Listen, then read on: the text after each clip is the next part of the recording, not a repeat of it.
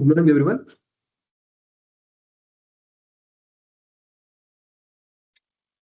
Hi, good morning, Bharatji. Hi, good morning, everyone. Let's give one more minute to for others to join the webinar. You can see a couple of other members are still dialing in, so just give us one more minute time.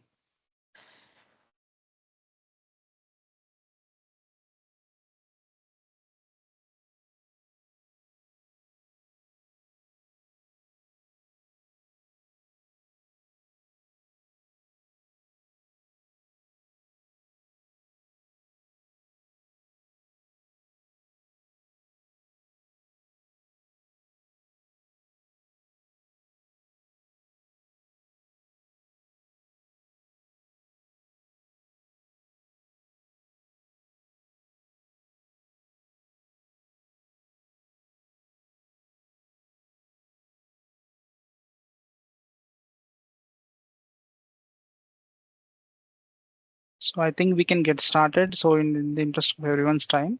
So hello, good morning, everyone. So thank you all for joining the webinar.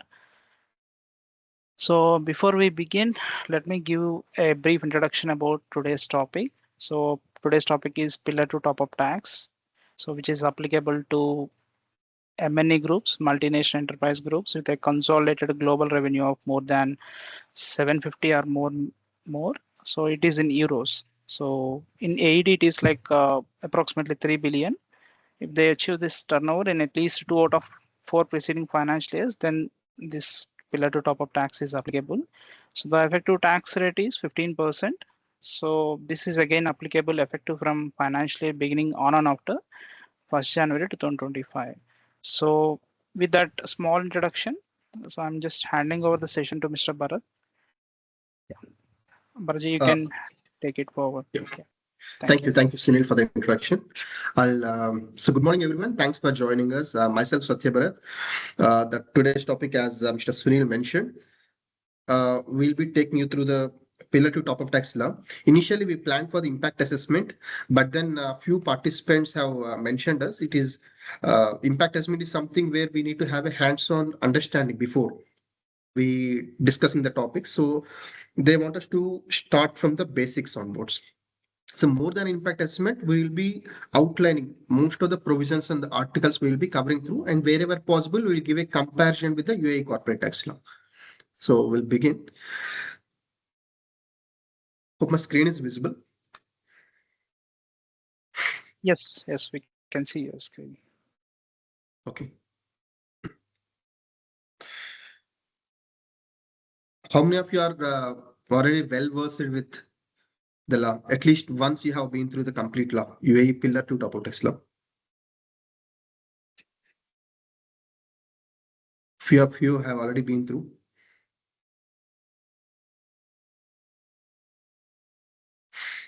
Okay.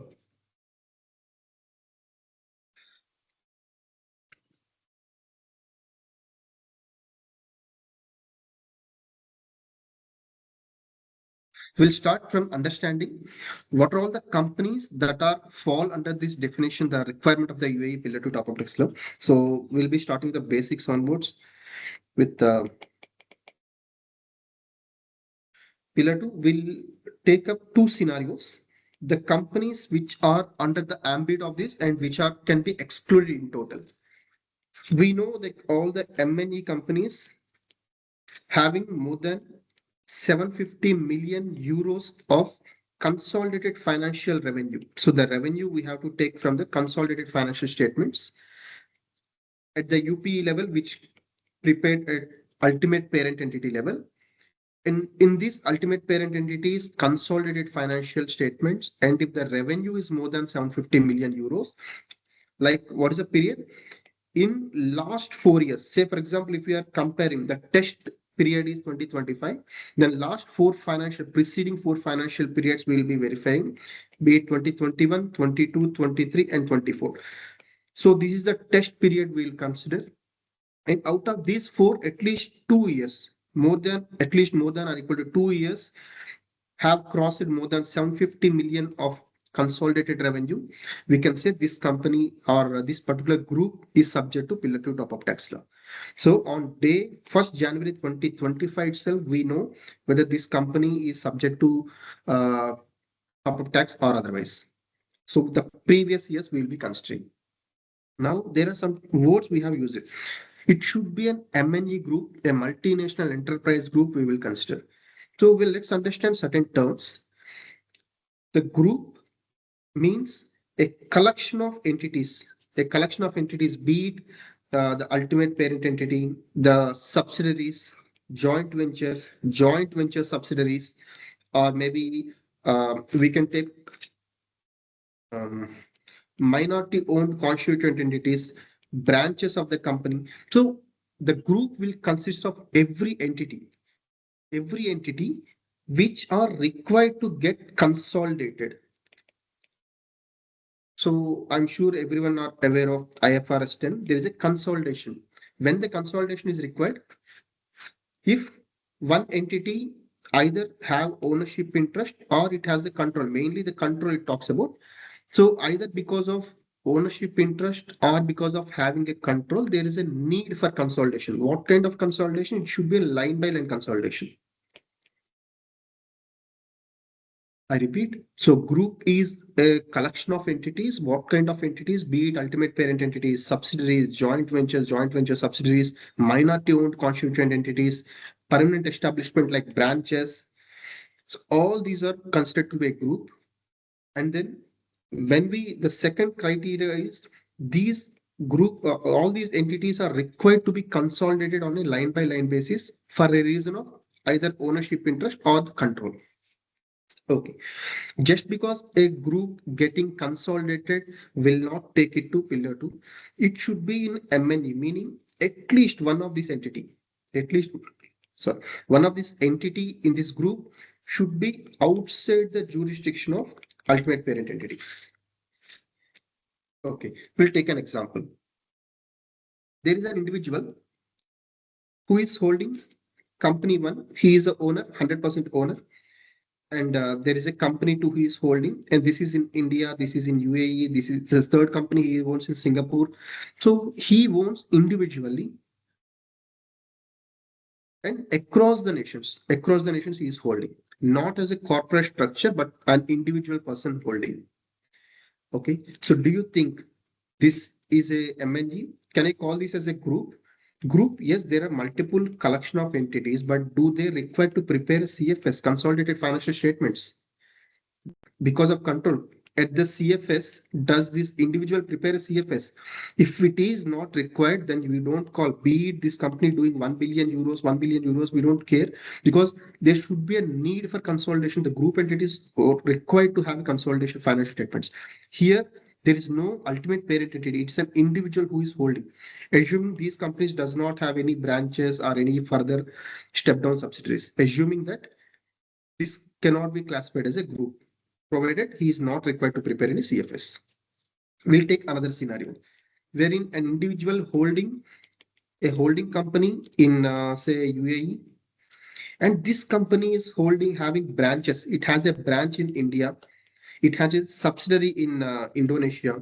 It has a joint venture in Singapore. It has an associate in Japan. Here, if you see, there is a need for consolidation. The holding company has to do a consolidated financial statements, including its branch. Of course, I don't call branch combining a branch accounts into main entity, but still, for the sake of our discussion, only I'm talking it as consolidation. For all Pillar 2 practical purposes, we need to prepare separate financials for the branches different from the main entity. So we call it as a main entity and branch both should have its own separate financial statements at arm's length standard, just like how we have in UAE corporate tax law. But in UAE corporate tax law, we don't need to prepare a separate financial statements as such, as long as we can do the attribution. Income attribution is good to go. But here there is a need for preparing separate financial statements if it is a foreign branch. So here the holding company required to prepare CFS, and there are multiple collection of entities. So I can call it as a group.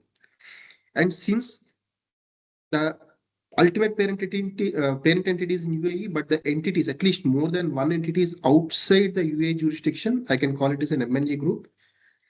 Since it is an MNG group, now I will verify last 4 years of consolidated financial statements revenue. And the moment at least 2 years, if it is more than 750 million euros, I can classify this as an applicable company. The group is subject to Pillar 2 top-up tax law. Am I clear so far? Now the question came. Fine. In 2021, 2022, 23, I can verify, but because my group, the ultimate parent entity was only 8 months old June 2021, the financials was prepared not for 12 months, but only for 8 months. Then accordingly, you can proportion. So if it is 8 months, 750 million multiplied by 8 by 12. So accordingly, 500 million. So we'll be apportioned, we'll make it proportionately based on the financial statements availability. If it is prepared for 18 months, accordingly, we will double it. I mean, like 50% increase will be done. Clear? So this is Article 1.1.2 of UAE Pillar 2 top-up tax law. Good to go. We'll see each term. I'll try to explain as much as possible, even though I take maybe 15-20 minutes additional time. I'll try to cover most of the concepts. So at this juncture, in the impact assessment, step 1, we can understand whether the MNG group is subject to this law in itself or completely we can ignore. Now the question came. I'll also explain Article 6. Then can you tell me what kind of group entities are not required? They can completely ignore this law, or at least their liability will be almost zero. So what kind of companies are excluded from this law? Number one, there are, I can give you about four different entities. The first entity, it is an MNG group, but in last preceding 4 years, before tested period, their revenue is less than, out of 2 years, less than 2 years, its revenue is less than 750 million euros, a straightforward case. Number two, it is a group, substantially quite a big group, meaning like there is a UAE group. It has subsidiaries, 100 subsidiaries in Dubai, 200 subsidiaries in Abu Dhabi, and the total group consolidated financial statements is more than, say, 10 billion euros. But never they have any branches, not even a branch. They may be doing the international transactions, but then never they have a joint venture or a joint venture subsidiary. There's no joint venture, so there is no branch. There is no ownership interest outside UAE. Then it is not even an MNG, because all the entities collectively they are within the jurisdiction of ultimate parent entity, which is UAE. So I don't think we cannot even call it as an MNG. You can call it as a group, but then it is not an MNG group.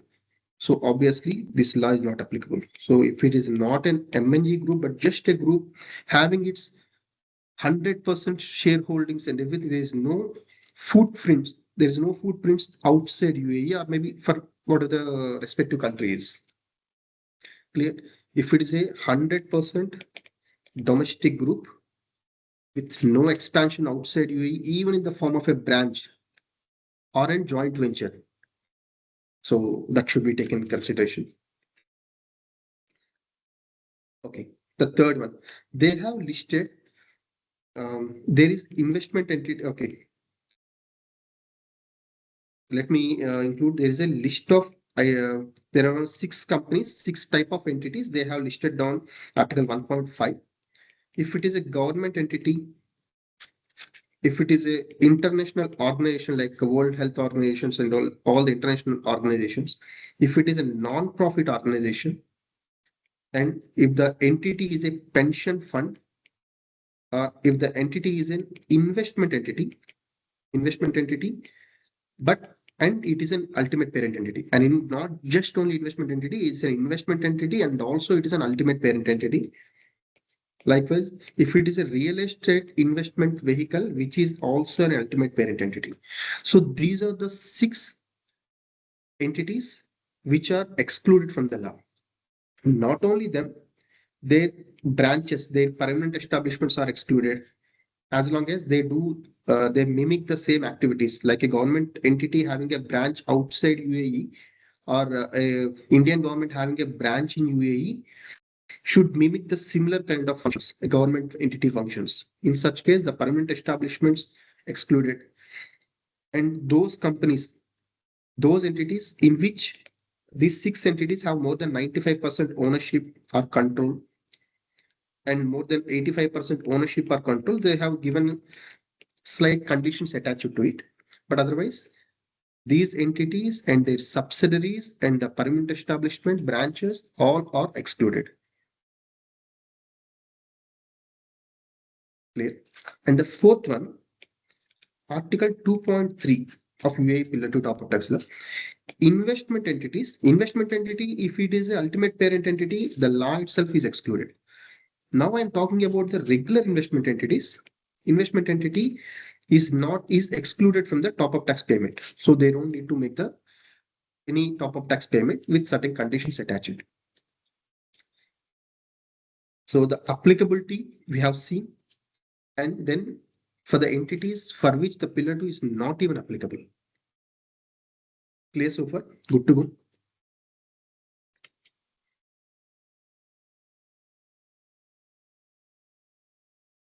Any questions? So this turnover is not the average but specific year basis. Correct. We have to take the respective years. Out of the 4 years, we don't do any average.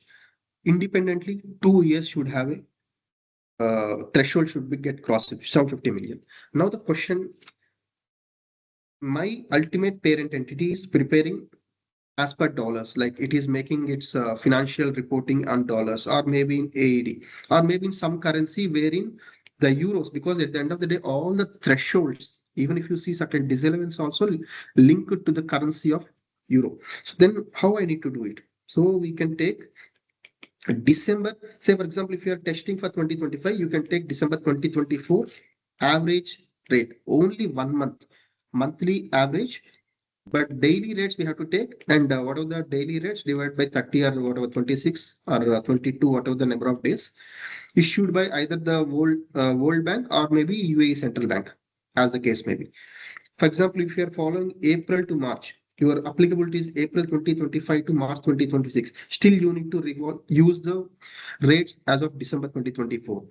Currently, for December 2024, average rate for AED to Euro, AED to Euro is about 3.8642. So you can check that this is available in the UAE Central Bank details. So this is the rate we use for any kind of threshold verification, whether we cross it 750 million and all the verification. So this is as per Article 10.7. So 10.7 article has given how you can convert the currencies from your presentation currency to euro when for the thresholds checking.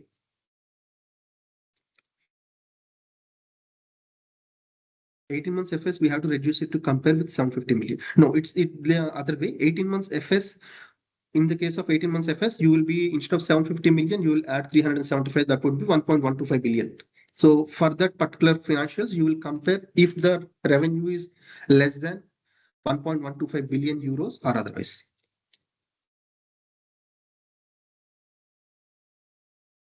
Clear so far? Good to go. Next step. So what we have seen just now, Article 1.1, the applicability for all the MNE groups more than 750 million. 1.2, what is an MNE and a group? Group is a collection of entities, and MNE, if any one of the entities outside the jurisdiction of ultimate parent entity. And then 1.3, all these entities in this group, individually they called as constituent entities. In the group, be it a subsidiary, be it a joint venture, be it a joint venture subsidiaries, minority owned constituent entities, or be it branches, individually we call them as constituent entities, which are subject to consolidated. Okay. Then 1.4 is the ultimate parent entity. If you have seen our previous example, this is the ultimate holding company is the ultimate parent entity. For what reason? Because it is holding controlling interest in other entities, plus its controlling interest is held by a natural person, not by an entity. Say, for example, on top of holding company, if there is another company, then this will not be holding company. This would have been the holding company. Likewise, so its own shares should be held by the controlling interest. Let me not say it as shares. The controlling interest should not be held by another entity. Plus, it should hold the controlling interest in other entities. Then such entity we call it as an UP, ultimate parent entity. Right? Ultimate parent entity, and then we move to 1.5, seeing what are all the excluded entities. Like 6 they have given, on top of it their branches, their subsidiaries with certain conditions fulfilled. Good to go. Okay, now after all we got to know, fine, we made all the analysis, we have seen our group is very well fitting under the requirements, it having more than 750 million. Then now what we need to do for such kind of MNE group, what they does, they will first categorize all the UAE companies, Singapore companies. So every jurisdiction first you have to keep it separate. Okay, the group, from your entire group, you keep all your group entities of constituent entities, be it your subsidiaries or joint ventures or joint venture subsidiaries, complete group entities that are located in the UAE, okay, will be under one group. One major group will keep it. Within this group, we will make a subdivision. We'll create 3 subgroups. For all the entities that are located in the UAE, we'll create 3 tunnels or 3 subgroups. All those type of subsidiaries, branches, permanent establishments, and all sorts of constituent entities will create under subgroup 1. And there will be a separate subgroup for all the joint ventures and joint venture subsidiaries. And the third group, we create a separate group for the minority owned constituent entities. So these are the terms which we are also learning. I can understand. I'll explain each one of them. Joint venture, I'm sure subsidiary everyone knows. Permanent establishment, you can assume it like a branches. So or any other constituent entities. So we'll be under first group. Joint ventures, everyone know joint. What is a joint venture? IFRS level. If I'll just take a small example. Like there is an MNE group. MNE group, say for example, Saint Gobain. Saint Gobain has a subsidiary in UAE, subsidiary 1. And they found there is an interesting opportunity from a third party company. So they are coming with the AI tool. Okay, although this company is into glass manufacturing, whatsoever they have an interest, and they said, okay, fine, we'll together we'll start up another company. Say Saint Gobain AI, wherein both the persons has control, the another third party has a control, and the control also by the Saint Gobain group. Both have the control. Then only we can call it as a joint control. Only when we have a joint control, then we can term it as a joint venture. Both have a control. But to call something as joint venture for the pillar 2, not only control, they should also have more than 50%. They should hold more than 50% rights, plus they should follow equity method. So the joint ventures share in profit should be recorded in the subsidiary 1, and so obviously it will go to the ultimate parent entity. Consolidation using the equity method, share in profits. 3 conditions: control should be there, more than 50% ownership, and equity method should be followed for the adopting the share in the profits of such joint venture. Clear? Okay, so all such joint ventures, we keep it separate from the regular subsidiaries, regular branches. We'll keep it separate. We'll see why it is so. And the third bucket is for the minority owned constituent entities. Okay, we'll take the same scenario. They found another opportunity. They have seen a chemical trading company. A chemical trading company is also in UAE. They went to the chemical trading company. It is since 1980s. So they want to have a tie-up with them. The terms are, fine, I will invest in your company, but then you should give me the 100% control. Control should be with me. I'm okay if I get less than 30% share.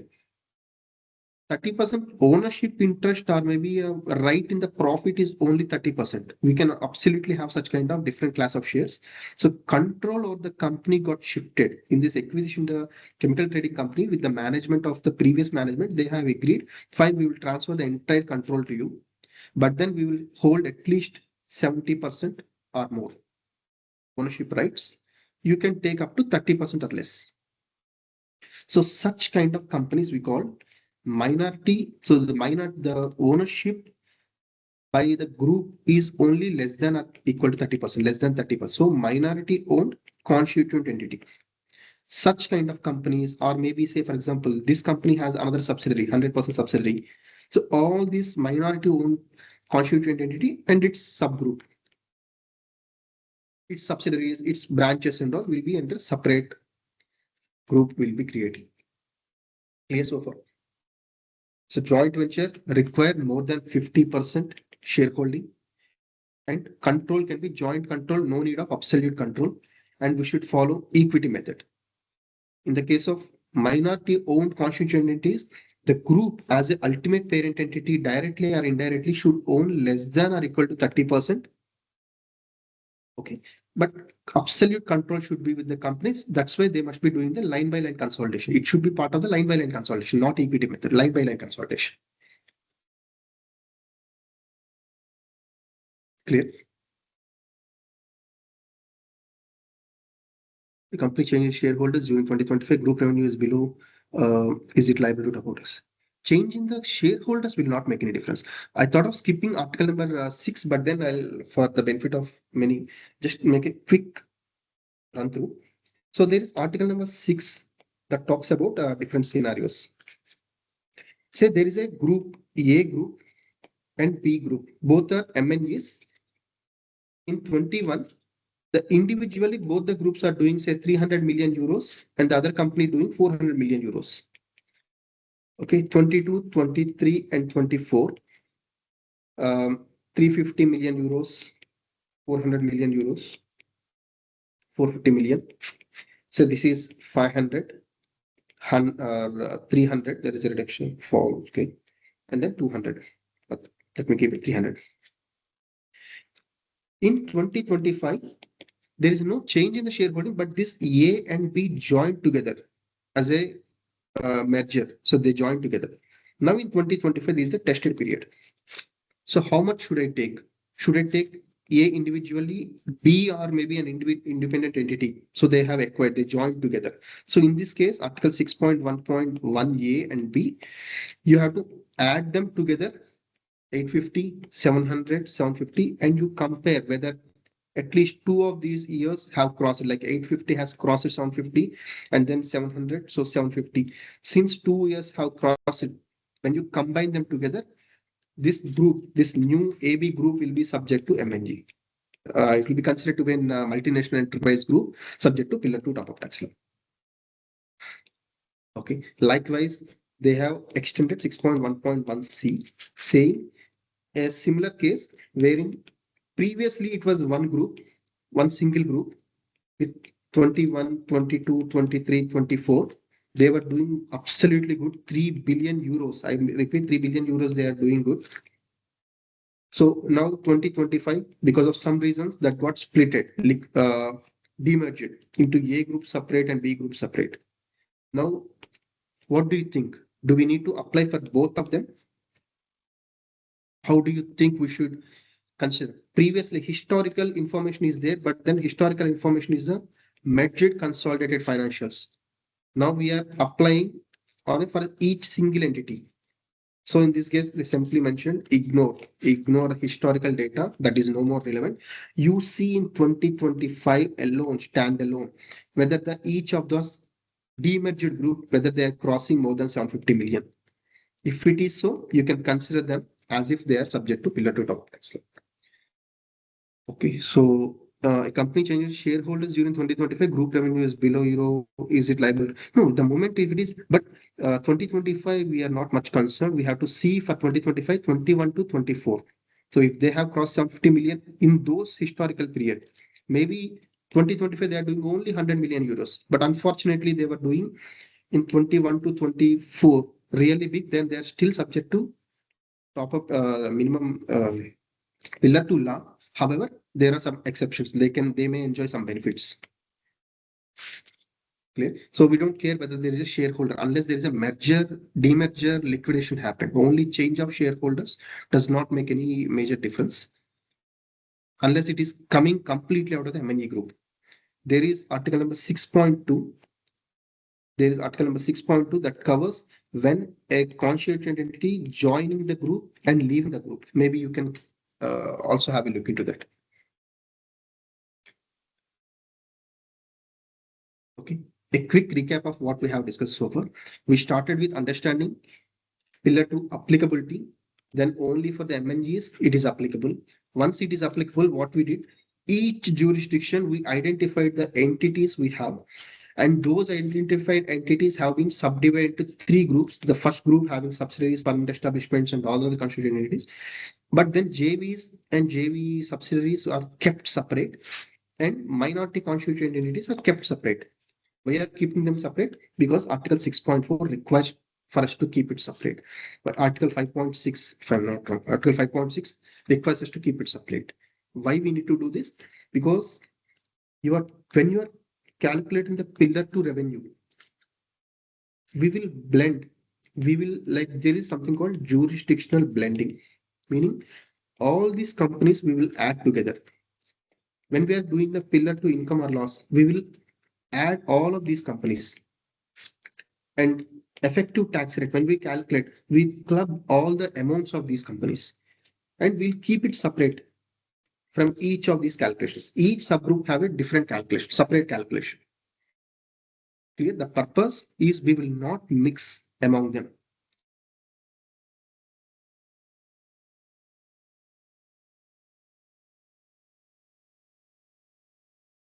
I repeat, we will not mix. For example, the M&E group has a joint venture, has a revenue. We will not club along with its subsidiaries revenue. So we keep the calculations working separate.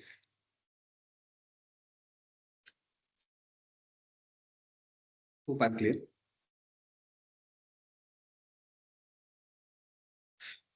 Fine. Now the question, who has to find? Now I'm not talking about these two groups. Just there is one group. Assuming there is only one group. This group has 5 to 6 different subsidiaries, constituent entities. There are multiple. There are many. So who has to file the return? Is it individually we have to file the return, or the UPA has to file the return? So these are the questions. So such group, either a joint venture group or maybe a group of minority owned constituent entity or a regular group, regular group, what they can do, they can appoint a designated domestic uh, filing entity. They can appoint one among them. They can be a leader. They can appoint one of them as it just like how we have a tax group and we appoint a person representative member. We can also appoint a DDFP, like he'll be the face for all the registrations. Okay, welcome to that. Otherwise, you can do individually. Okay, we can take the individually. What this entity can do, domestic designated filing entity, he can pay the top-up tax on behalf of the complete group. He can file the returns on behalf of all the entities in that particular group. What is the due date, sir, for the returns? For the first year, it is 18 months from the end of fiscal year. Fiscal year, for example, if you are for 2025, the due date is 30th of June 2027, 18 months. Going forward, it is 15 months from the end of fiscal year. So for 2026, it is going to be 31st of March 2028. Top-up tax liability due date, the same, just like the return. Whatever the return due date is also applicable for the top-up tax payment due date.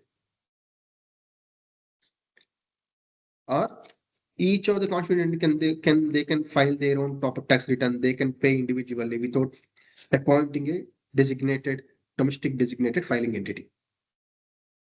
Either of the case is fine. But anyways, as you all know, jointly and severally liable. Just because a designated entity has been appointed, but the liability is rests on all the entities, all the group entities.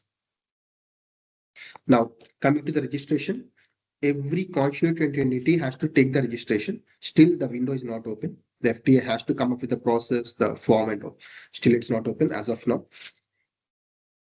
Deregistration, as and when there is a constituent entity, cessation of the business, they have to go for the deregistration. Even this procedure also not still available. What are the timelines? By what date we have to do it? For example, in corporate tax, we have time up to 3 months. For VAT, we have 20 business days. Likewise, there is no time limits and all have been established as of now. Clear so far? So three groups, separate workings.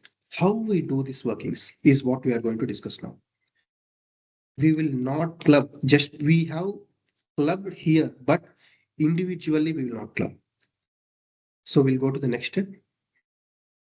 So hereafter we will see the real the law, how it is applicable, and the where we can take the exceptions. So we have impact assessment. The first one we did, is it an MNG group? Yes, it is an MNG group. Whether they cross it more than 750 million? Yes. So you are now eligible, you are subject to the Pillar 2 law. Two, for all the UAE entities, be it subsidiaries, joint ventures, everything we have created into three subsets. Okay, so all the JV subsidiaries, minority one constituent separately, and then the regular subsidiaries, branches and all in one subsidiary, in one subset. Now we are going to move into the step 3. For each of them, first we'll prepare the SFS. Okay, I'll write it over here. So what we are doing now, we'll follow 4-step method, the calculation.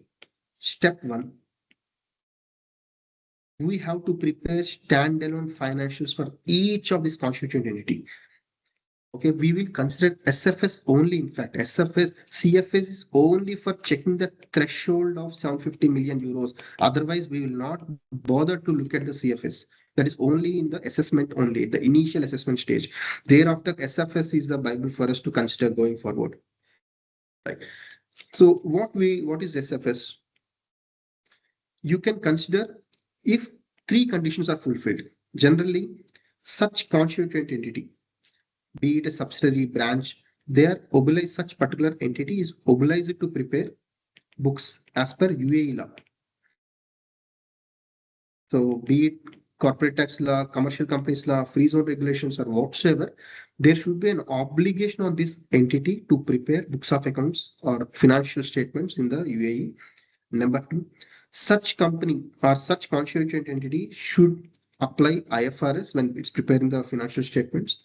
And the third one, the financial year of ultimate parent entity should be the financial year of the books of accounts. What are the SFS prepared should be in line with the financial year of ultimate parent entity CFS. If you have complied with these 3 conditions, you will consider only SFS going forward for the step 2, 3 and all. You will take the SFS only. In case one of the condition, all the conditions should be fulfilled. If one of the conditions is not fulfilled, then you will ignore, your SFS is no more useful. What we will take instead of this, you have to rely now on the CFS prepared by the ultimate parent entity, because this may be having hundreds of companies. You have to pull out, extract that is relevant for the UAE companies. Okay, so this is a very cumbersome activity. There are some adjustments we need to make. There should not be material distortion. So there are multiple adjustments we need to make. Instead of this, better we'll prepare the financial statements in line with IFRS and then match with the UAE, the ultimate parent entity's financial year. Okay, let me give you this. Maybe your ultimate parent entity following April to March, but unfortunately the local company is following Jan to December. Then you cannot rely on this article. You cannot use your SFS. You have to rely on CFS. So in those cases, better you always align your financial year with the CFS or the UP ultimate parent entity financial year. Then you can rely on your SFS alone. You don't need to go through the CFS and extract the relevant portion and do the adjustments. It's a very cumbersome activity. Clear? CFS is prepared. We are ready with the P&L, balance sheet, cash flow statements, everything is ready with us. Good to go. Can we go to the next step? First step being the SFS. and I have provided the conditions when you can prepare the SFS. If we cannot fulfill all the three conditions, then we have to rely on the CFS. For all our further discussions, I assume all the conditions fulfilled and the SFS is ready with the company. We'll not anymore consider the CFS. I repeat, SFS of each entity. For example, the group has 10 subsidiaries. I'm now talking about each subsidiary should have an SFS, no CFS at the UAE level. I'm not talking about CFS UPE level, not at UAE level. Only standalone financial statements of each subsidiary, each branch also.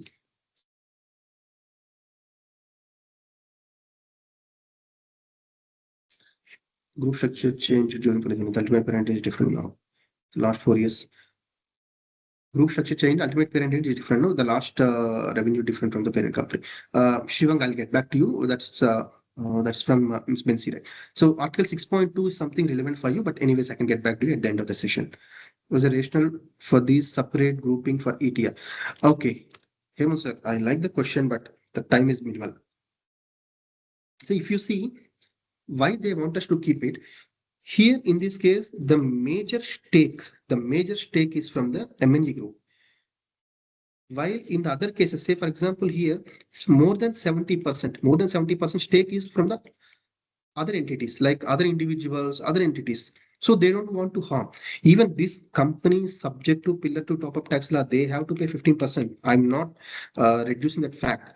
But then this company's revenue, this company's effective tax rate and all, they want to keep it separated from the regular companies where they have a large stake, larger interest. So that is a one major reason, the rationale. I can give the example, but the limited time, we can take it up separately. Okay, remove group structure. In Pillar 2, since there is a jurisdiction blending, then why Article 3.1 wording in last years, each country will prepare one card. Yeah, I'll come to that. Thank you, Shivang, for putting the question ahead. Then, now my step 2 starts. In step 2, the whatever the SFS I have, from the standalone financial statements, I will take financial accounting, just like our financial accounting, net income or loss. This is profit after tax. Before OCI. So OCI, see, I'm sure everyone knows the format, the P&L statement. You have your revenue less direct expenses, gross profit. After gross profit, you have indirect expenses and then net profit, profit before taxes. Right? After that, we have the tax expense. Again, the tax expense, we have your current tax expense and deferred tax expense. We'll have profit after tax. Thereafter, if you follow single statement approach, you will start the OCI items over here and non-reclassified to P&L 4 items and reclassified to P&L 7 items, 9 items. Sorry, 7 items. So we'll have total comprehensive income. For UAE corporate tax law, we will start with the profit before tax. This is the starting point. However, for UAE, for the Pillar 2, we'll take PAT, profit after tax. Okay, we will not consider this in any of the calculation. We will start with the profit after tax, which here we call it as a financial accounting net income and loss. For this panel, we need to do 26 adjustments. By doing so, we will arrive at the Pillar 2 income or loss. So Pillar 2 income or loss, which is taxable income or loss for the Pillar 2 top-up tax law, starts with your profit after tax and making 26 adjustments. So this is what we have to do in step 2. I will explain step 2 separately, but then I'll first of all give the complete overall picture. Then we have step 3. In step 3, we have to calculate the adjusted cover taxes. So adjusted cover taxes, here we will take current tax expense. So this will be the step 1 for the cover tax expense. So we start with current tax expense. We start with current tax expense and we need to make 20 adjustments as applicable. So there are 20 adjustments that is possible. Then we will arrive at adjusted cover taxes. Am I clear so far? I call it as ACT going forward.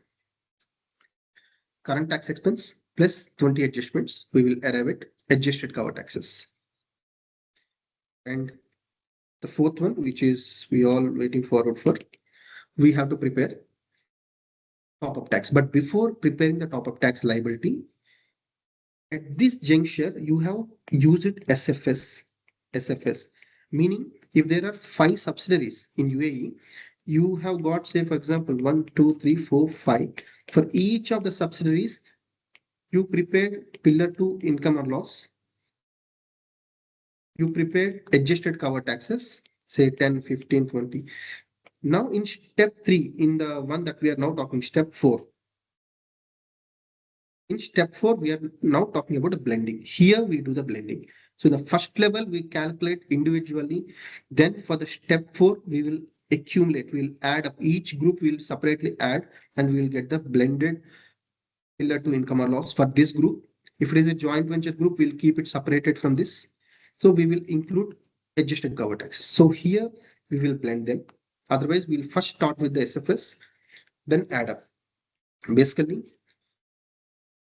how much you have paid already, effective tax rate, how much you already paid in UAE. So basically, you will be including all your constituent entities within that subgroup in this, meaning you will sum up all the adjusted cover taxes which you prepared in step 2 of all constituent entities in UAE. Then how do you know how much to arrive at this? You will be, this we have calculated in step 3 above. Then divided by your Pillar 2 income or loss, adding up of all constituent entities in UAE. You will be adding it, which we have, this was derived from step number 2. Clear so far? So this is the effective tax rate. Say in UAE, generally we think it is about 9%. Need not be the case. Need not be always 9%. Say there is a withholding taxes paid in Saudi, okay, which we cannot use it over here. So there is a withholding tax we paid 20%. This can be counted for your adjusted cover taxes. Maybe locally also we are paying 9%. So this can be counted. So not always it can be 9%. It all depends on your tax expense. So it all depends on how much you paid across the globe for the income. For the income that is subject to Pillar 2 top-up tax law, whatever the taxes, be it paid in UAE, outside UAE, everything will be counted. So as long as that is there, we'll be considering everything. We'll explain step 2, step 3 also, but overall picture. So after 46 adjustment, we'll get the ETR. Exactly. Need no, I mean, like, say for example, we have done four assessments so far. Not that hardly they have 3 or 4 adjustments. Even for UAE corporate tax law, also at least 10 to 12 adjustments we need to do, but not applicable for all the companies. That is complete list, and what is applicable, we'll be doing accordingly. So I'll take you through. There are, out of these 26 adjustments, I will consider at least 10 to 11 we'll try to cover today, if possible. And out of these 20 adjustments, at least let's talk about 5 to 8 as the time permits. Okay. Now I know how much is my effective tax rate.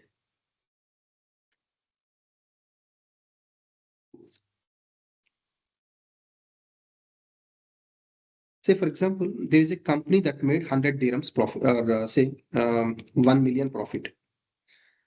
1 million profit. How much we apply UAE corporate tax law on this? First, we will reduce 375,000. Okay.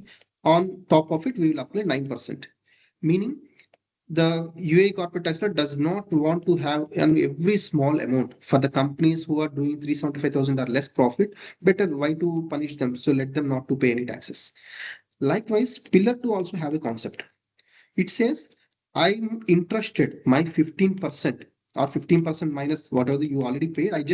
I'm happy with the 6%, not on your entire 1 million. I'm also not interested on the entire 1 million. I want only on the excess profits. So your routine profits, I'm not interested. I'm only interested in your excess profits. So what is the routine profits?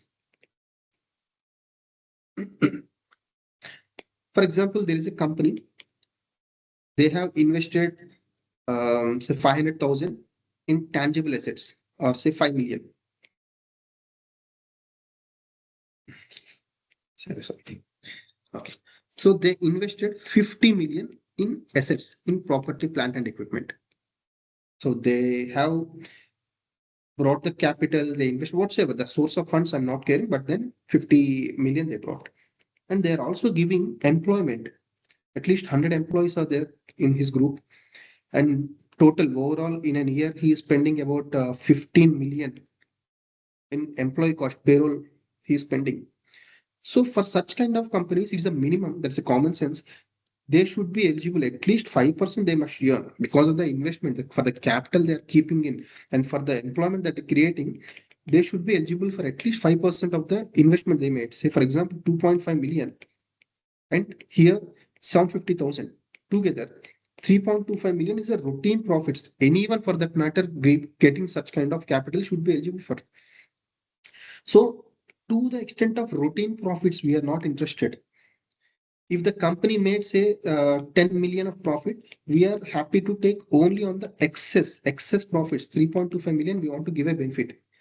Only on the 6.75 million, you can make the payment. What are the effective tax rate, like top up tax percentage, you can apply only on this amount. They call this as substance based income exclusion. So we need to create an amount.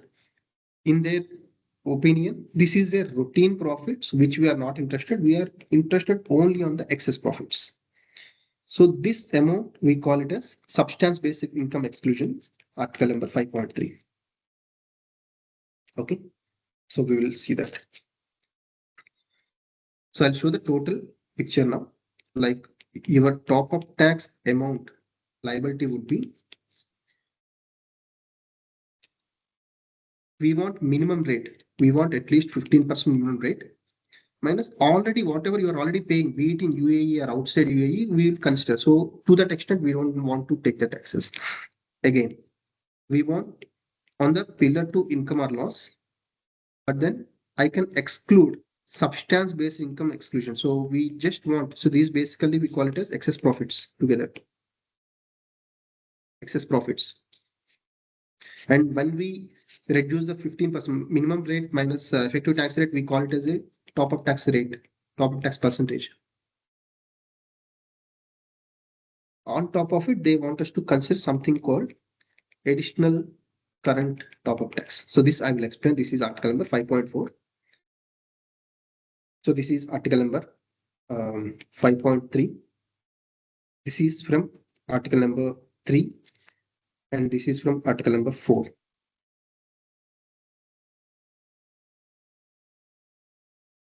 Okay. So not exactly 4, but read with the 4. So this is from article number 4. This is article number 3. This is your 5.1, if I got 5.1. Any questions? The picture is clear. So where we started understanding a group eligibility, then once it is applicable, we have made into 3 subgroups, and we have understood that each subgroup, every constituent entity in the subgroup should prepare SFS, standalone financial statements. However, if the financially is not aligned with the UP, you have to make sure that it is aligned so that your SFS can be considered. Once the SFS is ready, then you have your P&L, you have your tax expense, everything. But we need to do around 26 adjustments are there. And for the tax expense, you need to perform about 20 adjustments that will give you financial accounting net, pillar two income. And this will leave us to effective tax, the taxes that are paid, adjusted cover taxes. And so basically, how much of the percentage you already paid? You paid simply what are the adjusted cover taxes you paid, whether in UAE or outside, divided pillar two income. This much of amount you already paid, say for example, 9% already paid. So 15%, only the difference they want to take, 6%. Again, not 6% on the entire your pillar two income. They want to give some kind of benefit. What is the benefit? Substance based income exclusion. How we calculate, we will see it now. So only on that portion, we will apply 6%.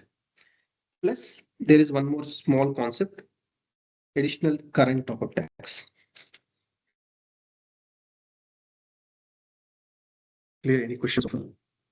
Example one more time. SBI, we'll be discussing on the SBI now. So what is the complete change?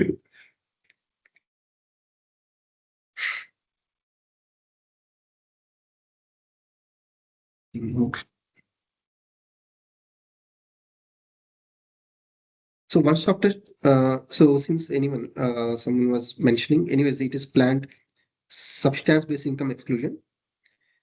It is, you will be considering two elements. Number one, the payroll cost multiplied by 5% plus tangible assets. Let me call it as average tangible assets multiplied by 5%.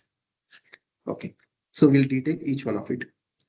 So when you are taking the payroll cost, you can take all your employees, whether they are full-time, part-time, or even outsourced. They are not on your visa, but they are under your direction and control.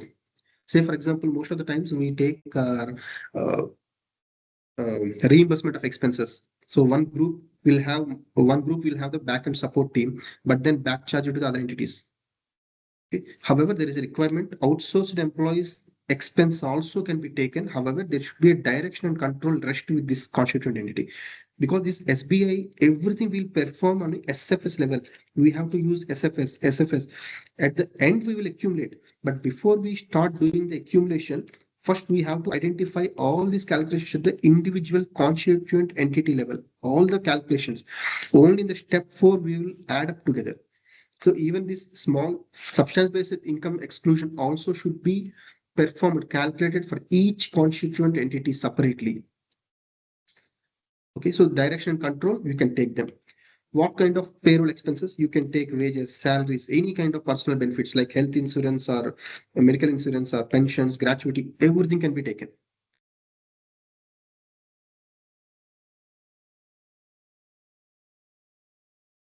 Is it clear?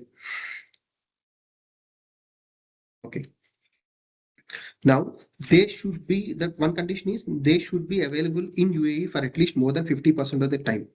If some employee is not less than 50% located in UAE, if one person total time in a year is less than 50% of the total time, so in such case, you have to take proportionately for the time he is providing employment in UAE.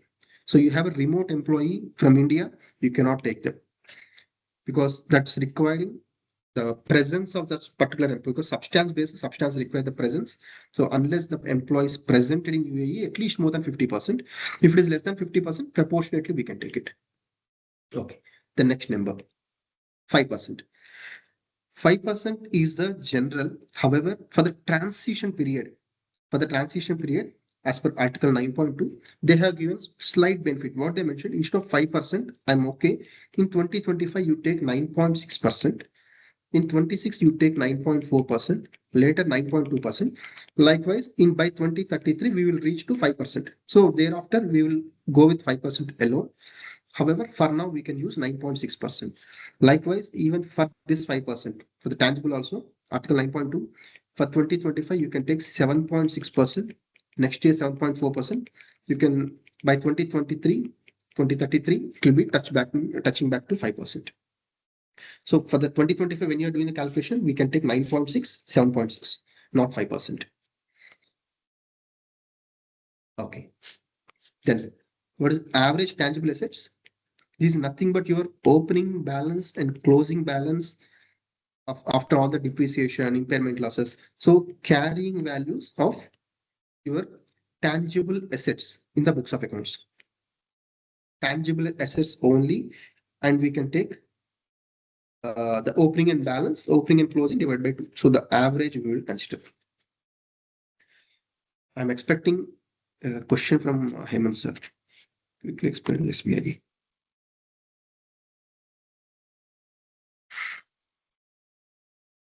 Is this clear? Can we do something with this? Opening balance, closing balances.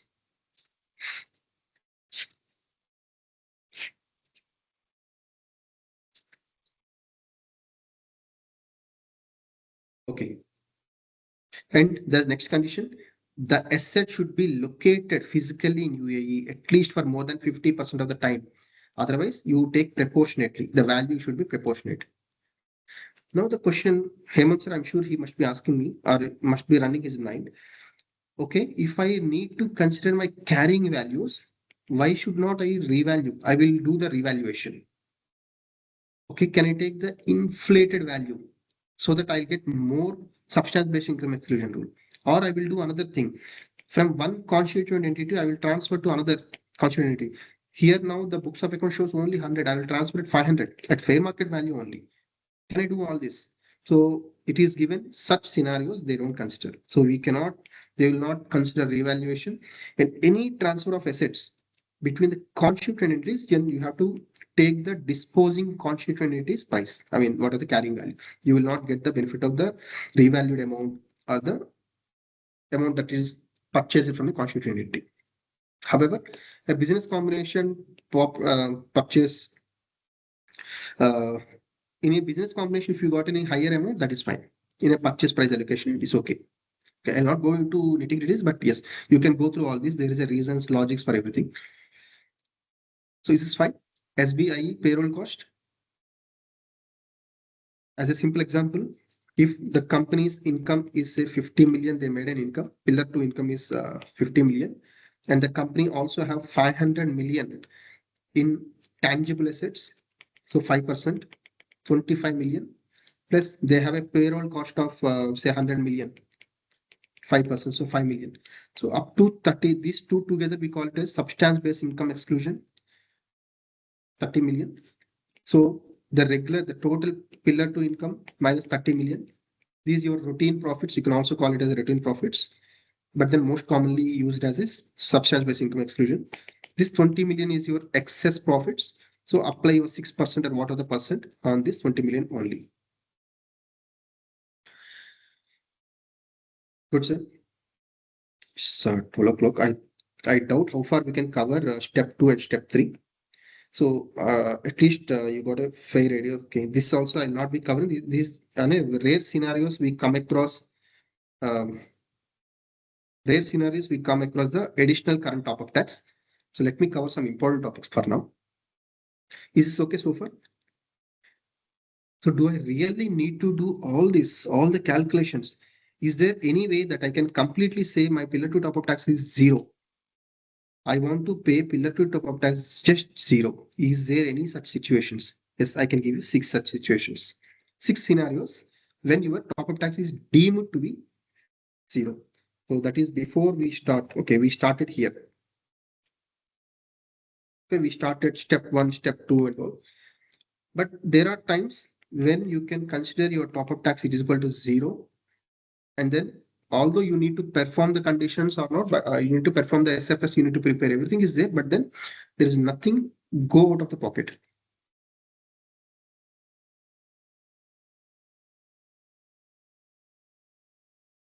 Okay.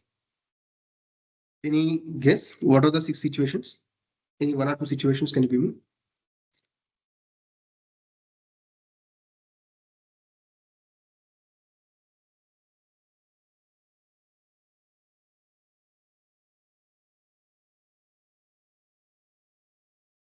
Any idea of any 1 or 2 situations if you come across? Safe harbor, okay. Fine. The first one, we all know, the constituent entity has negative pillar 2 income or loss. So they have a pillar 2 loss. When we made all the calculations, the company ended up with pillar 2 loss. Very straightforward case. There's nothing great. Scenario 2. If the entity has 100% or see, there is one particular income, international shipping income. This international shipping income is completely excluded. Maybe this is part of your books of accounts as an income, but this is an excluded income for the pillar 2 purposes. Meaning if a company, so they identified 6 main international shipping incomes and about 5 auxiliary shipping incomes, like international shipping incomes.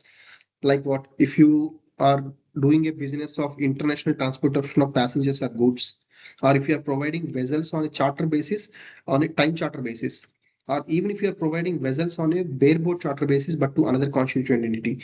So they have identified 6 such, even including sale, and you made sale of a ship and you made a gain. Likewise, they have identified 5 ancillary services.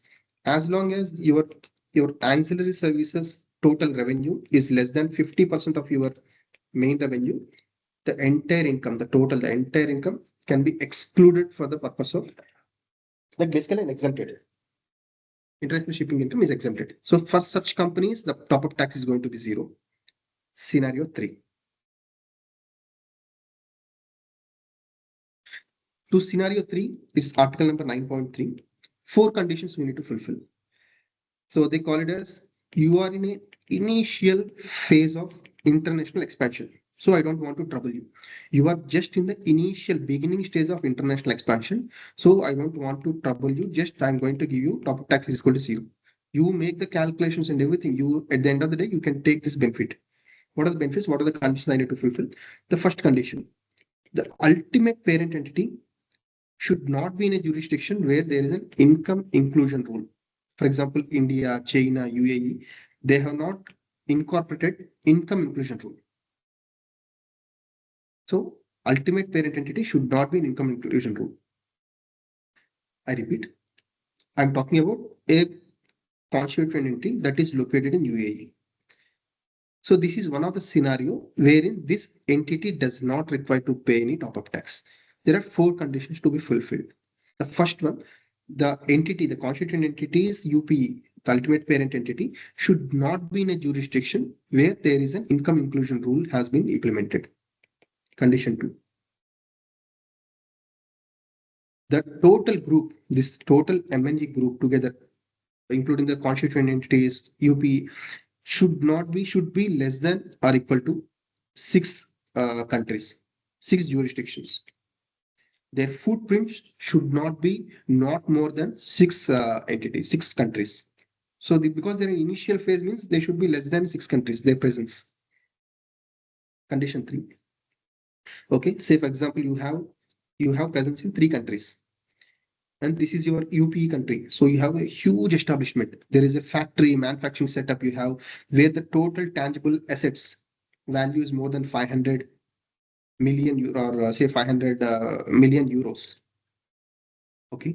But all other countries where you have presence, put together, all the jurisdictions together, the tangible assets, the carrying value as per the books should be less than 50 million euros.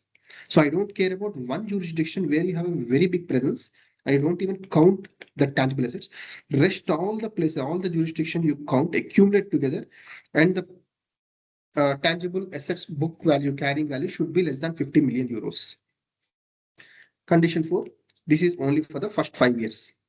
Say 25 onwards, like they have given certain triggering time, but otherwise you can take up to 25 to 2029.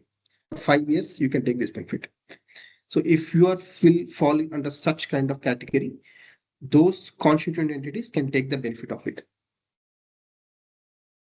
Clear?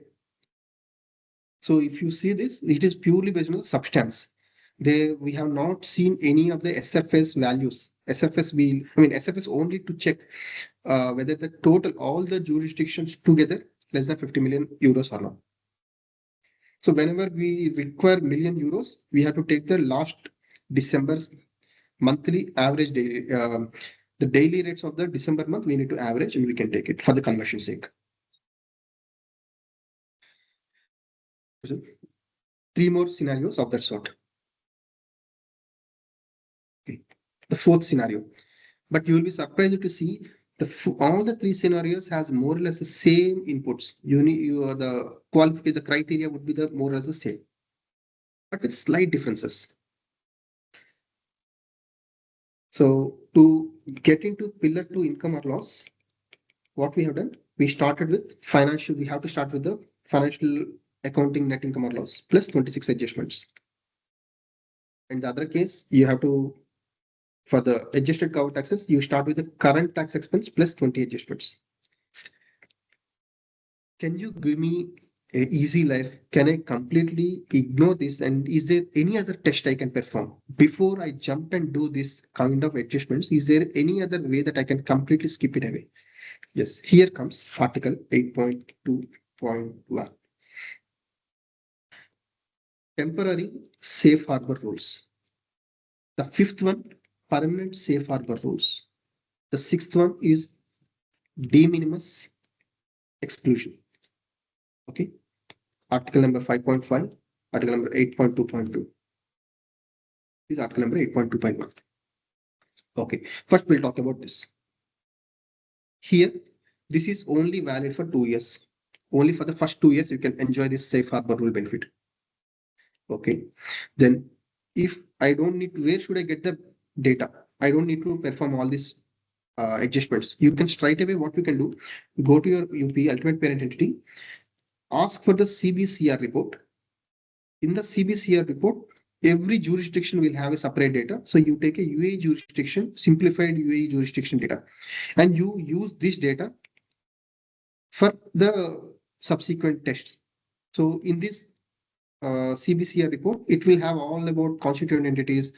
The local companies data will be there in the major CBCR report. So only to the relevant portion of the UAE jurisdiction you take, and you can perform the 3 tests.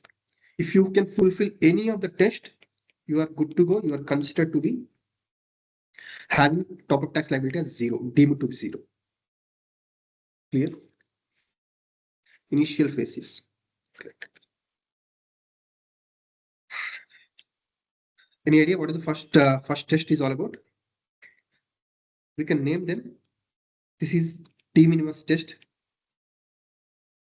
in the number terms. When you have brought in these values, check your revenue, the revenue that you have counted for this year, for the current year, which you are now verifying 2025, then we are checking for the 2025 data.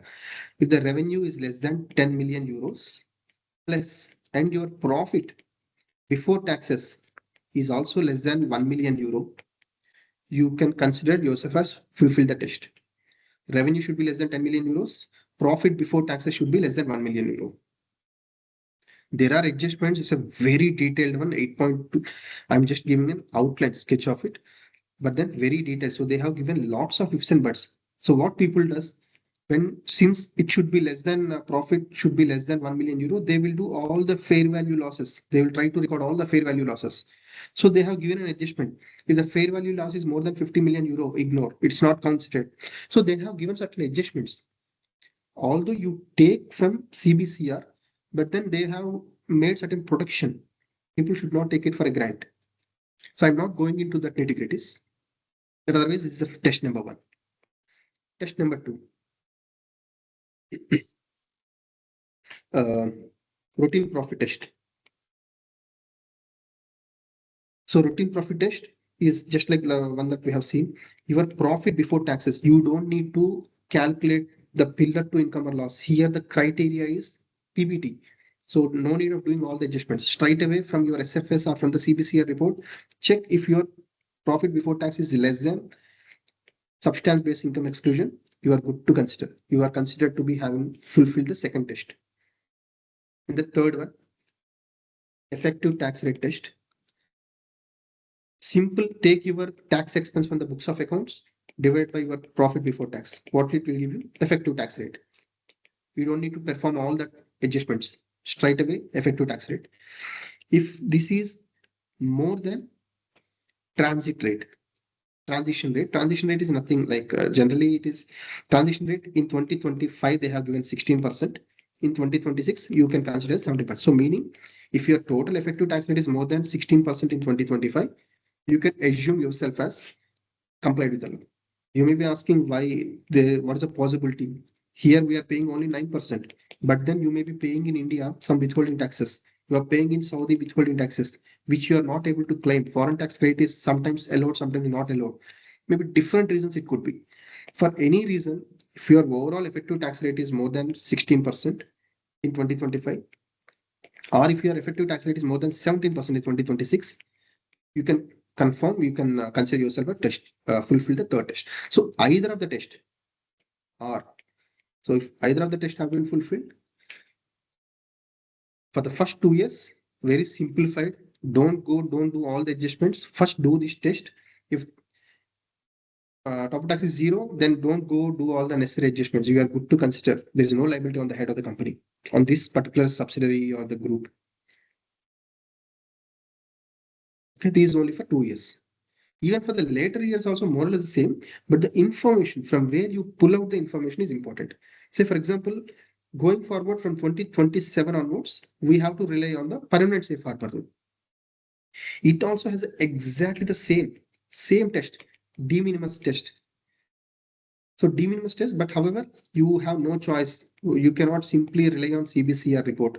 You have to perform the entire pillar 2 adjustments and all. Okay, so for the de minimis test, your pillar 2 revenue as per the articles of pillar 2, you have to compute the revenue. This should be less than 10 million euros. Your pillar 2 income or loss should be less than 1 million euro. The second test, routine profit test, the same thing. Your pillar 2 income or loss should be less than your substance based income exclusion. The third test is very exactly the same. Your effective tax rate test. Your ETR should be 15% here going forward, because it is 2025-26. That is only for the temporary safe harbor rule, but for permanent safe harbor rules, you are going with 15% going forward. Okay, why they come up with this? If it is exactly this, okay, let me also complete this one. This is another scenario wherein this is only one test, de minimis exclusion test. If your pillar 2 revenue is less than 10 million euros, if your pillar 2 income or loss is less than 1 million euros, you are considered to be complete. There is no further test in this. So why they need to mention the same thing repeatedly? It all depends on the source, data source. Data source is different. Data source is different over here. The data source is common, but then what are all the companies to be included are different. In this, when you are calculating here, you will include all the UAE constituent entities, including minority owned constituent entities. You have to club almost all the revenues to check whether you are less than 10 million or not. So same is the case here. So there is slight differences. Either the data source is different or the companies which we need to include for the test are different. Otherwise, the values, the style, everything is same.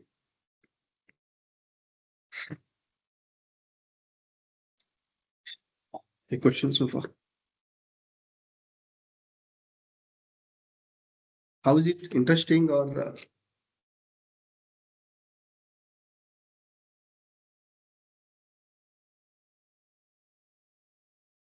so it's 11 to 12:30 what we have planned for. Maybe I'll take 10-15 minutes extra. I just want to introduce at least certain adjustments we need to perform for the while calculating the pillar 2 income or loss. He's just giving a clarity as of now. I'll just take you through. Important, please pay attention. I'll just take you through what we have discussed so far. Now, first in the impact assessment test, we started with understanding whether it is an MNE group, whether it's a group in the first place, and there is an MNE group, and if it is an MNE group, whether it is more than 750 million, so that we have first mentioned, okay, pillar 2 is applicable unless it is an excluded entity. So we have seen 4 such entities. For them, it is not applicable at all, even though they are very big. Then we move on to this group within the UAE. We have to understand, make into 3 sets. For the JV subsidiary separate, minority owned constituent entities where less than 30% separate, and the regular constituent entities we have to have a separate subgroup. And within each such subgroups, we have to first prepare standalone financial statements for each constituent entity.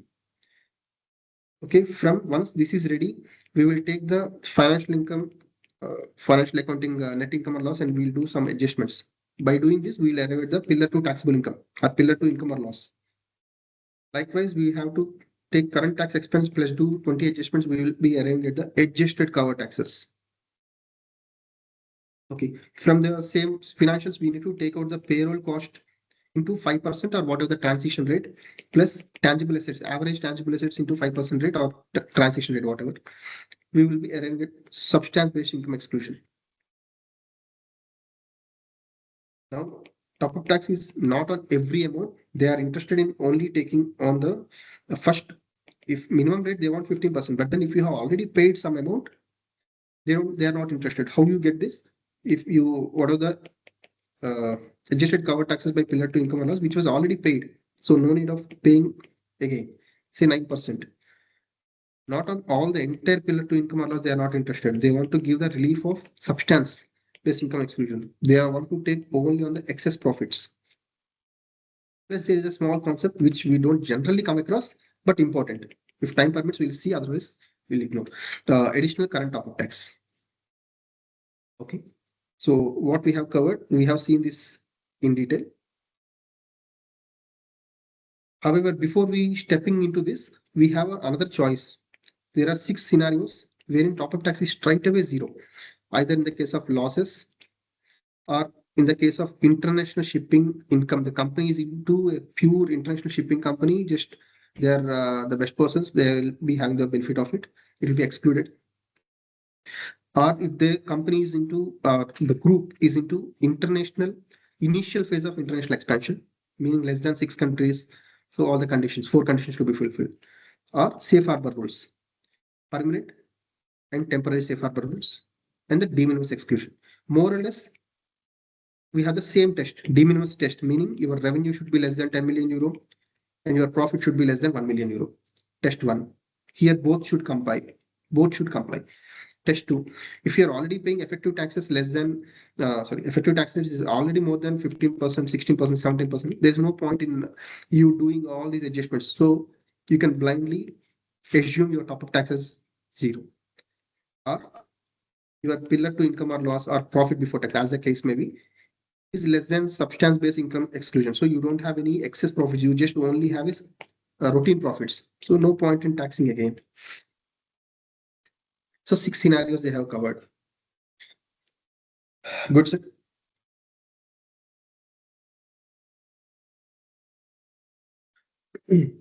Okay, so I will take you, will now discuss on the adjustments. But before that, certain type of entities I want to bring to you, that certain terminology, which looks something good when you go and read through the pillar 2 top of tax.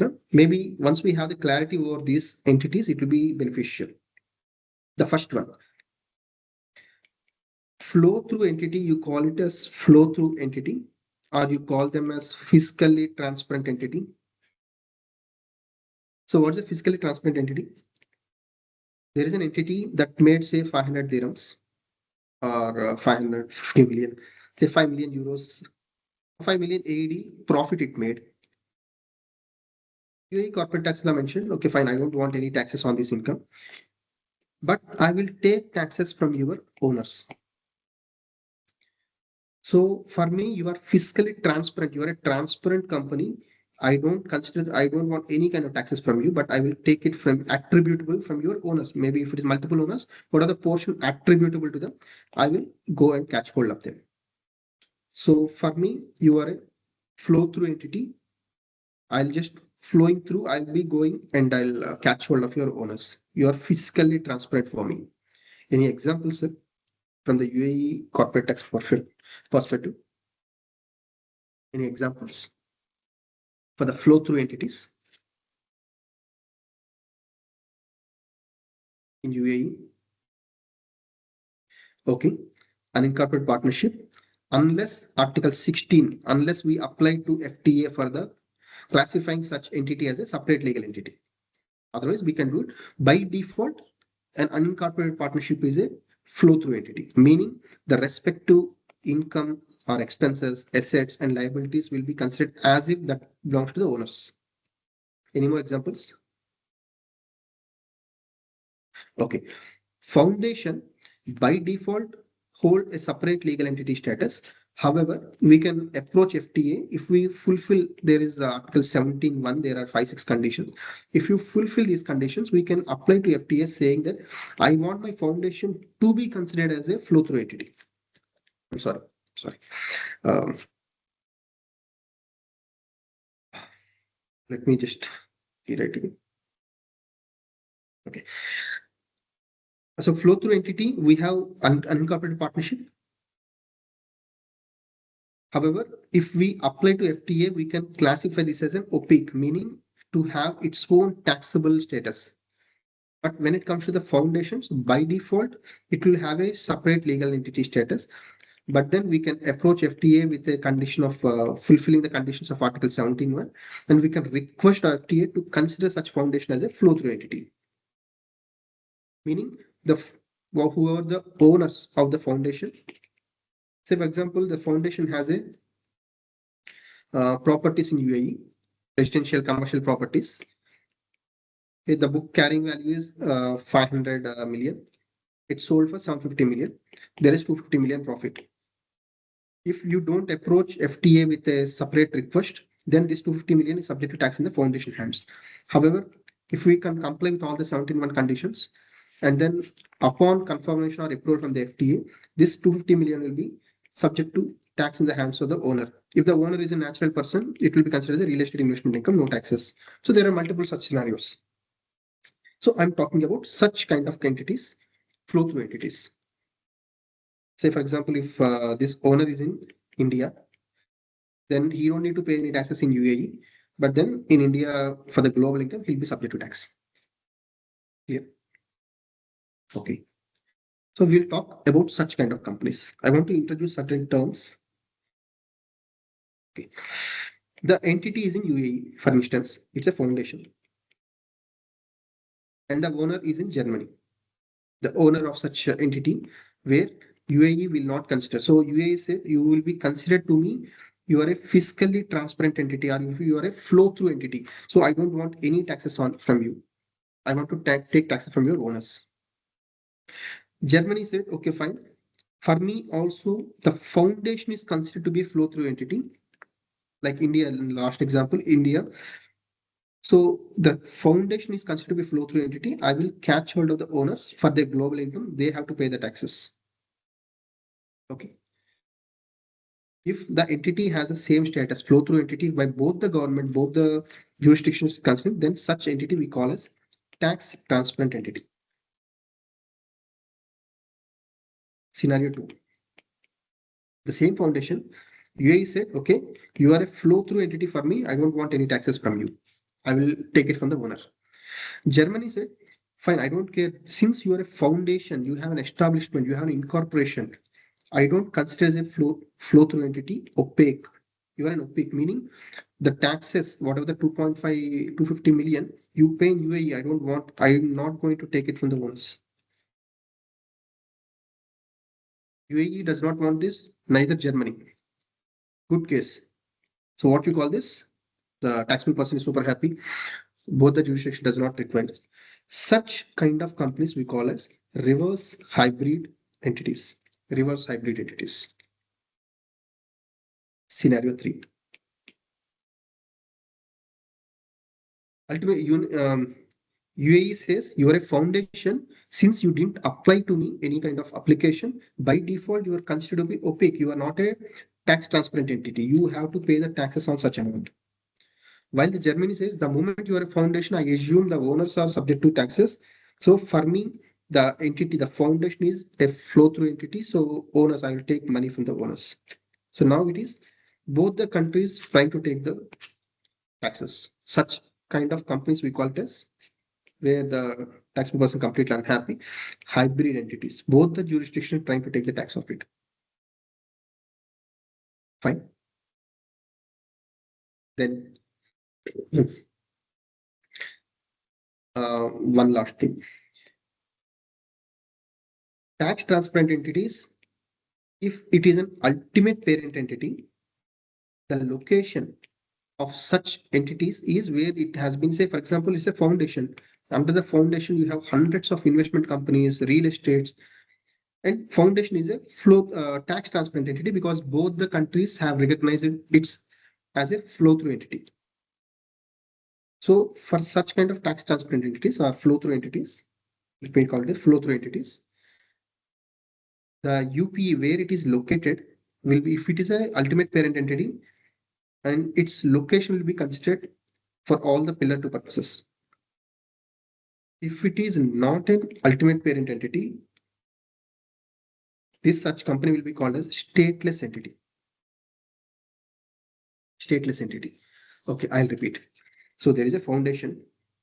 Okay, and UAE said you are opaque for me. Like I will going to tax you unless you put a request to me under 17.1. If you comply with all the conditions, I will look you as a flow through entity. Meaning I don't want to take any taxes from you. Fine, absolutely fine. I'm very happy. But then on the other side, this foundation is not the foundation is not the ultimate parent entity. Okay. So there is no one who is taking the taxes on this. So it's a stateless constituent entities. When it is a stateless entity plus reverse hybrid, it's a deadly combination, meaning no one want to tax this. In such cases, it is deemed that such entities have an existence, even though it is I mean to say like first such kind of foundation in this scenario. If such flow through entities are not, although it is a flow through entity for UAE purpose, you got 17.1 complied, you got a approval also from the FTA, but for pillar 2, you will be considered as an opaque. You are not a flow through entity, although you got a permission from the corporate tax. Clear. So there are certain terms to be considered. 12:30. Should we continue with some adjustments or how it is?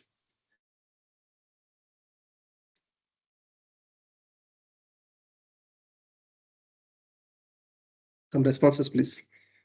Shall we discuss few adjustments for the pillar 2 income and loss, or shall we stop at this junction? We'll see the balance later.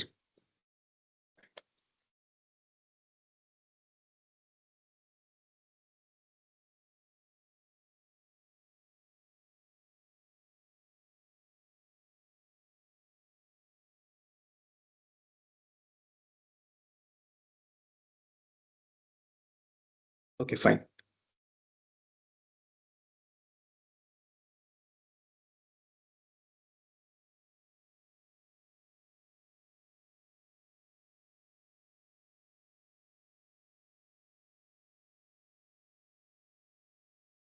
So then we'll take a break here. Sunil, Yes, Satyaj. So we'll stop at this junction as people are now submitting questions. Since there is a jurisdictional blending, then why Article 3.1 voting is passes? That's what I was mentioning. Okay, fine. So I was showing the same. You will be, see, you have prepared SFS for each company, and then you have pulled out all the numbers. You calculated with all the necessary adjustments. You have prepared pillar 2 income or loss, and you have prepared adjusted covered taxes and substance based income exclusion. Once these are ready, then we started the blending. Blending in the sense we started accumulating, adding up everything, and we found top up tax. So we arrived at the top up tax. Then this top up tax is again for each constituent entity, we will segregate because they need to record in their books how much is their expense. So first step is on SFS basis. Then second step in the sense like when we are aggregating, we will aggregate together. We will see the total impact. We will see the top up tax. Again, we will be distributing among the constituent entities such that either they can pay by themselves, they can record in the books of accounts, or they can appoint a one particular leader as a designated domestic designated filing entity and let them pay the taxes and TUT return. So whatever 3.1, since there is a jurisdiction by Article 3. Losses, each constituent entity prepare own computation for the pillar 2. So every company has to. So this will be at this level. We will see on a UAE level. But then again, it will be redistributed to each constituent entity for the books of accounts and for the payment sake. Please. Let me also see for you the 3.1. The pillar 2 income or loss of each constituent is a financial accounting. No, 3.1, what is your then why in Article 3.1 voting in loss is each constituent prepare own computation of, it is not own computation. It started with the financial FANL to be prepared, SFS to be prepared for each company. Then you will be clubbing it together at the jurisdiction level to arrive at the top of tax amount. Then again, the same will be distributed among the constituent entities, which each group separately. I think we should have a couple of sessions to complete it in a bit slow pace. Okay, oral session. Thank you.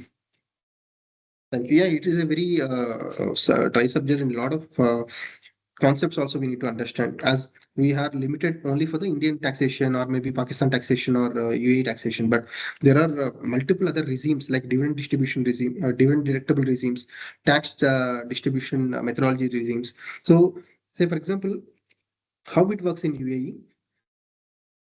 There is a company that made 100 million profit. 100 million profit. This will be subject to tax, and it has 91 million profit after tax, and this will be distributed to its owners. And if the owner fulfill the conditions like participation exemption conditions, then he don't need to pay any tax on this 91 million. These are excluded gain, exempted gain. There are certain jurisdictions where they follow dividend distribution regime, deductible dividend distribution regime, DDDR. So where they say 100 million, don't pay me any taxes.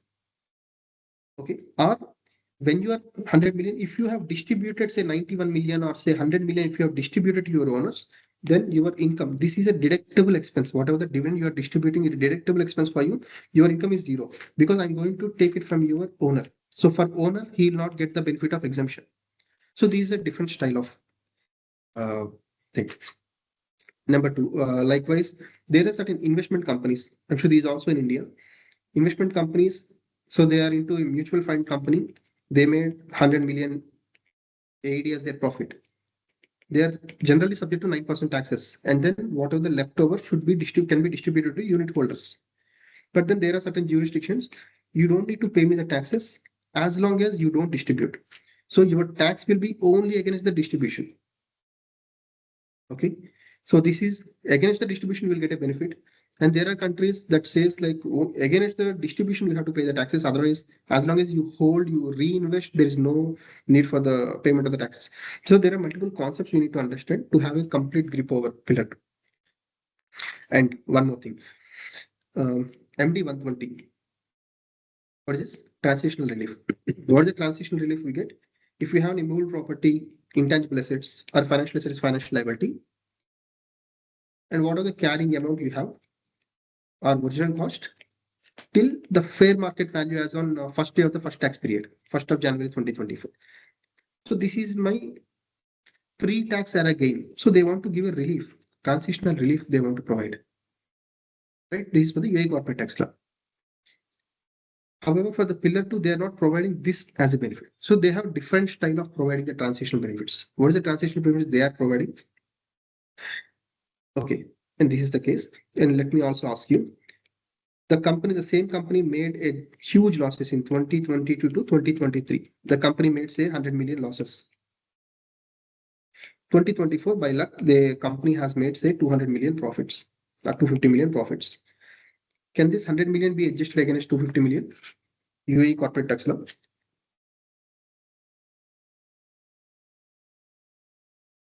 You think the losses that was incurred by the company before UAE corporate tax can be taken? So it cannot be taken. Okay. So such kind of transitional provision benefit is not offered by UAE CT law. However, pillar two says, fine, I'm not going to give you this kind of benefit, but I will give you a benefit like this. So it says simply you create a deferred tax asset for the losses. How many years of losses? If your UAE, if there is a new CT law enacted, say 1st of January 24, previous 5 years, you take the losses and you create a deferred tax asset at 15%. And this deferred tax deemed, although your books does not have the deferred tax asset, still you can have a deemed deferred tax asset in the book. You have a deemed deferred tax asset, and you can use it for going forward.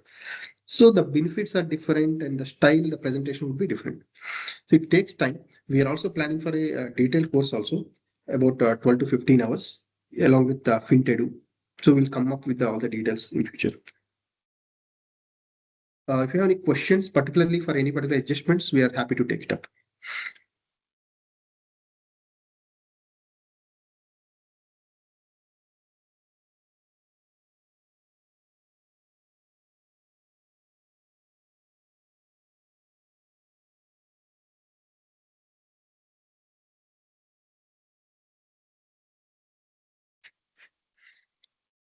think there are no questions in chat box, Satyaji. So thank you so much. It was like very insightful session for everyone. So the examples you shared were really helpful in understanding the overall structure of Pillar 2 top-up tax. So, and I request everyone, all participants, to share their feedback. If you want to cover any specific scenarios or topic, feel free to email to us. I'm going to drop our email ID in the chat box. You can reach out to us, and the recording will be made available to everyone. So if you face any technical difficulties while accessing the recording, let us know. So yeah, Thank you. Thank you everyone for the patiently listening to us.